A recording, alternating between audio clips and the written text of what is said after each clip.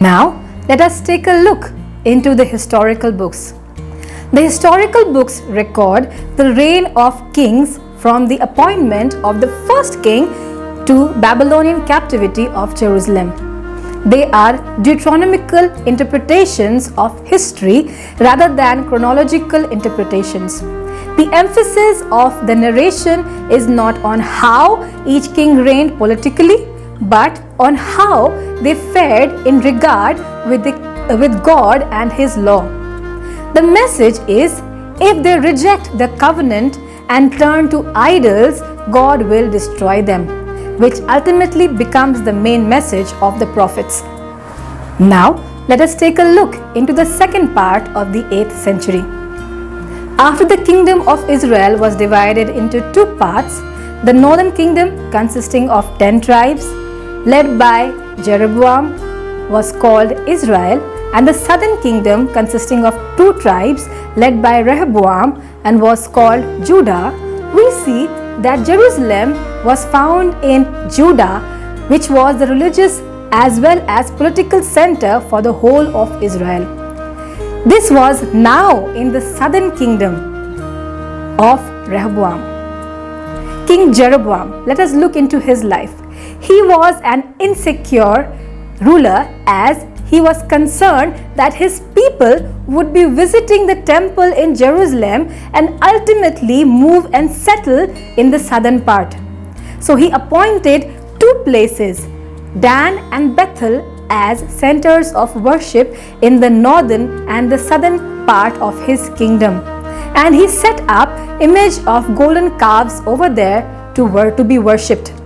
This was both idolatry as well as apostasy. It combined the traditional worship of Yahweh with idol worship. This led Israel to sin.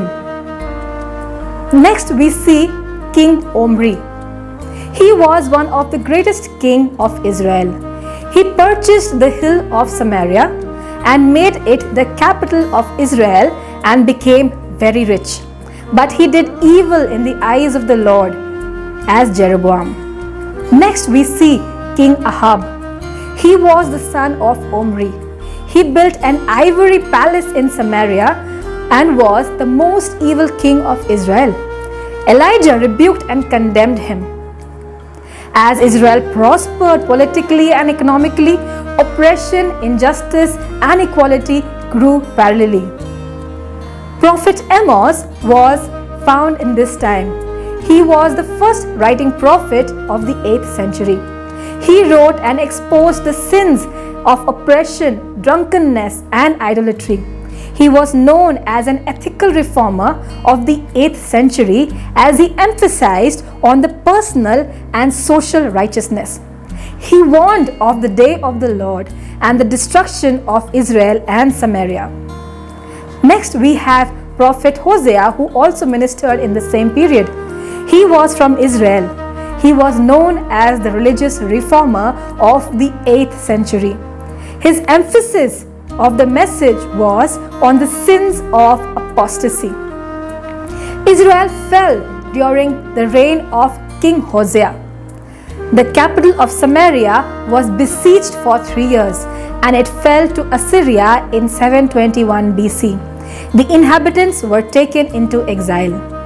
Now, let us take a look into the third part of the 8th century. We see that Judah fails. In the 8th century, the kingdom of Judah also flourished economically and politically like Israel. But towards the end, there was a time of crisis. King Asa brought a religious reform in Judah, but failed to trust God fully and sought alliance with King of Syria. Then we see King Jehoram or King Joram. He was the 5th king of Judah. He married Athaliah, daughter of Ahab and Jezebel, who were the worshippers of god Baal. They were the king and queen of Israel. This alliance introduced the worship of Baal in the royal courts of Judah. Then we have King Ahaziah. He was the son of Athaliah and Jehoram. He succeeded his father. Within a year, he was killed by King Jehu of Israel. Athaliah, his mother, killed all his children and took up the throne. But his sister protected the youngest son. She was married to Jehoiada, the priest. On his demise, Athaliah took up the throne and declared herself as the queen of Judah. She was the only queen in the history of Israel. After 6 years, a successful revolt led by Jehoiada, the priest, Joash was placed on the throne after Ahaziah's death. He was the youngest king of the history of Israel. Athaliah was removed and killed. Temple of Baal was broken down and all its priests were killed. Then we see the reign of King Ahaz. During his reign, Judah refused to join hands with Israel and Syria against attacking enemy Assyria. As a result, Judah was attacked by both these nations and Ahaz had to appeal to Assyria for help. Judah thus became a vassal to Assyria. Judah not only paid annual tribute to Assyria but also set up an altar in accordance with the one in Damascus, appointing Urijah as a priest to please the king of Assyria. Next we have King Hezekiah. In his early years, he led a reformation and removed the Assyrian altar as a rebellion against Assyria.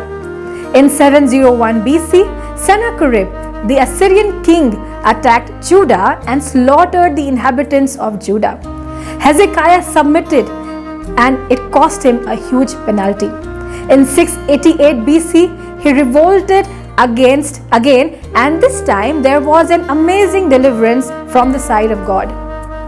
In the latter part of the 8th century, two statesmen prophets, Isaiah and Micah, rose to condemn the apostasy in the religious matters, wrong alliances in political matters, and injustices in the social matters. During the same time, Prophet Jonah was also sent by God to Nineveh. Now, let us take a look at the 7th century. Isaiah and Micah continued their ministry as prophets in the beginning of the 7th century also, but they are known as the prophets of the 8th century. We have the rule of King Manasseh, son of Hezekiah, regarded as a very wicked king. He did not believe or have faith in Yahweh. He made alliances with Assyria and became its vassal.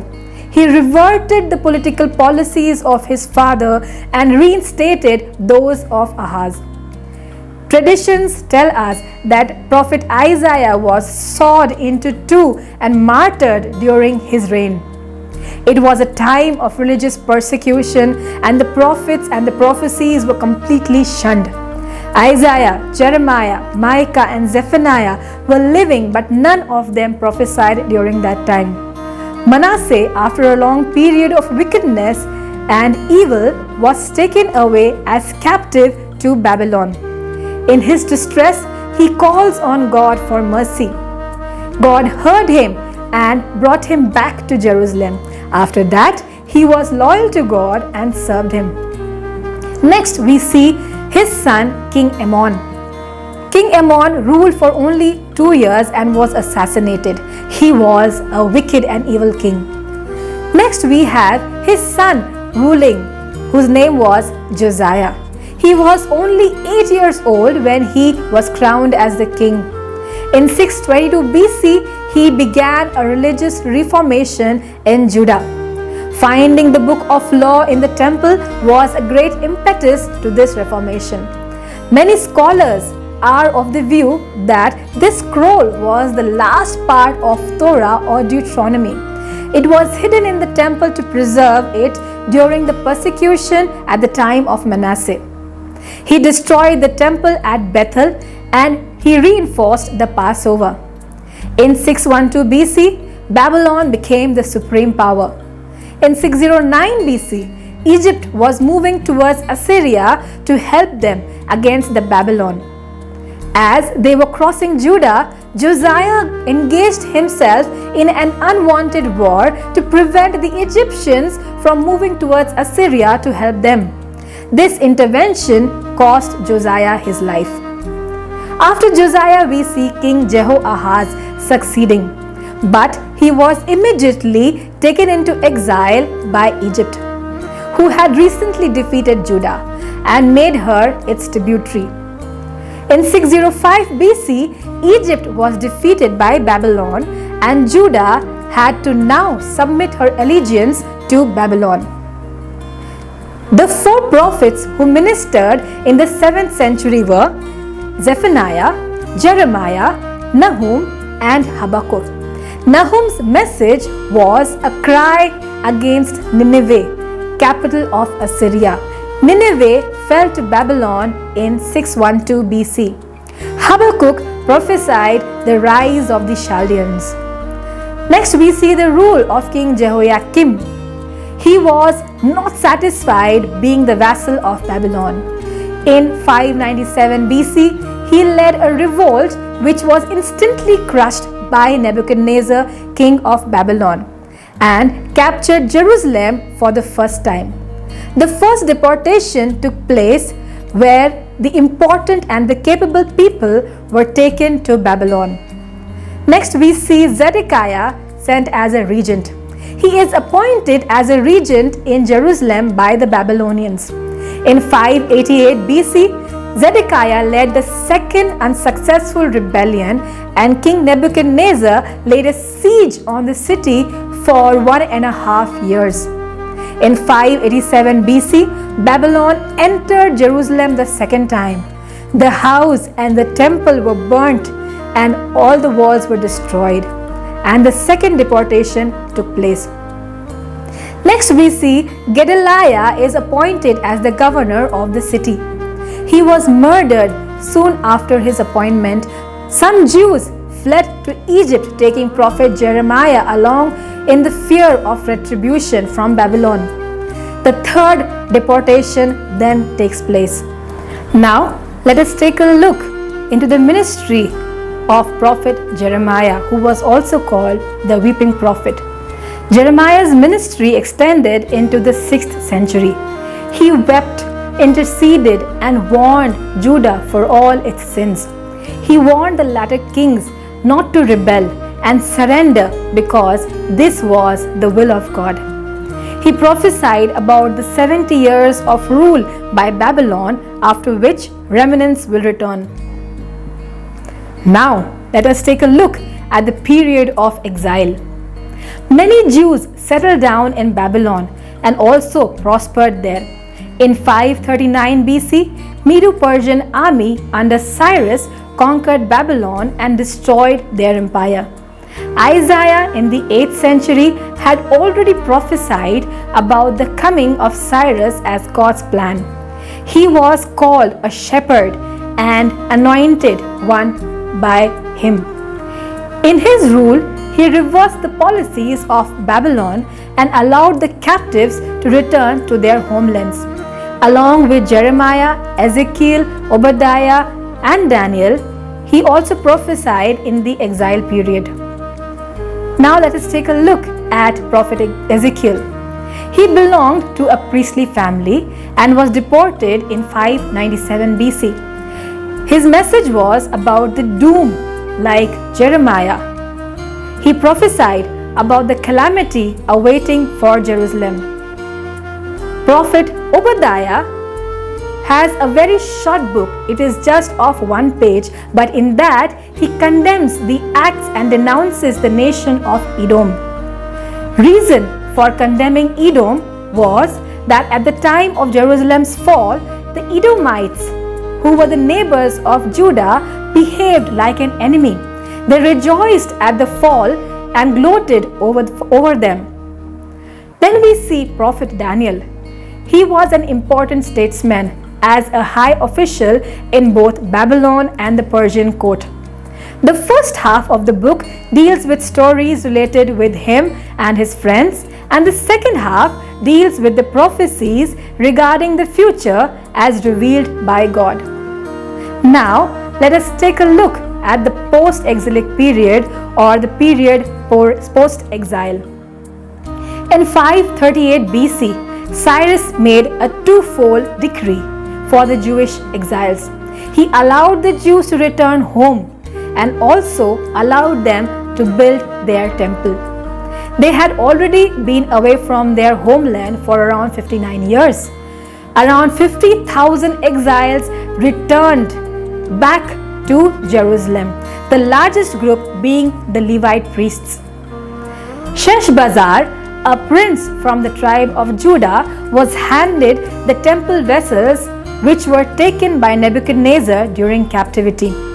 Zerubbabel, prince from the house of David, grandson of Jehoiakim, with the high priest Joshua, headed the task of rebuilding the temple under the supervision of Sheshbazzar. The task was extremely challenging in the midst of external opposition from the Samaritans and the internal discouragements. The work ceased for almost 15 years. In 520 BC, God raised two prophets, Haggai and Zechariah, to speak His word and encourage them. In 515 BC, within 4 years, the temple was completed through the ministry of Haggai and Zechariah. Other prophets like Malachi and Joel are also found ministering later on in this period. Malachi is the last prophetic book of the Old Testament. Thank you, friends. This is all for today's class. We will meet again in the next class with a study on the prophet Amos and his prophetic book. Bye for now.